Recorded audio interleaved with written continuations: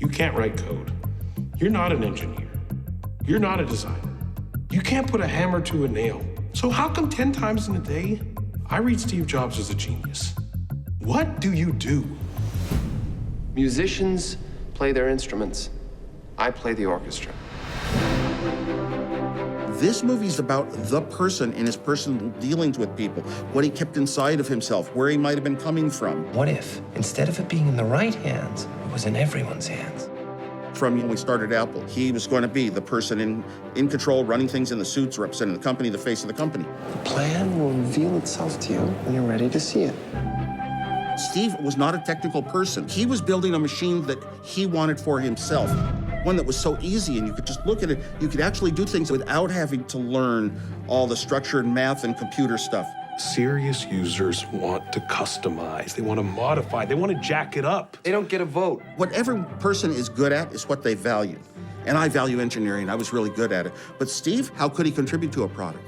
And it was the marketing, the explanation, and also wanting things to be simple. He was the master conductor, and that is good for the world today. See how this reminds you of a friendly face? It's warm, and it's playful, and it needs to say hello.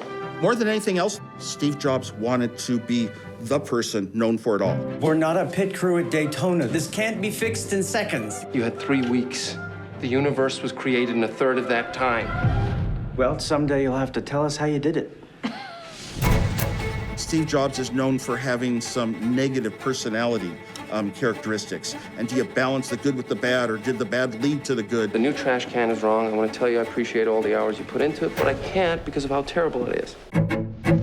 I think history's going to remember him as one of those great technical leaders of all time, just like Edison. He might also be remembered for his negative personality. I think that's going to go with his legacy forever. But he led the world in the future, and everybody else then would follow once they saw it. Look at their faces when they see what it is. They won't know what they're looking at or why they like it, but they'll know they want it. I think about a part of Steve Jobs that almost nobody knows, which is Steve Jobs Zero, I call it. It was Steve Jobs before we started Apple. And the fun times we had, the pranks we played, the laughter. I'm the only one that knows that this guy here is someone you invented. He really, quite a bit, manipulated his own legacy. Any chance I can get you to go out there instead of me? I love you, Steve. I love you too, Oz.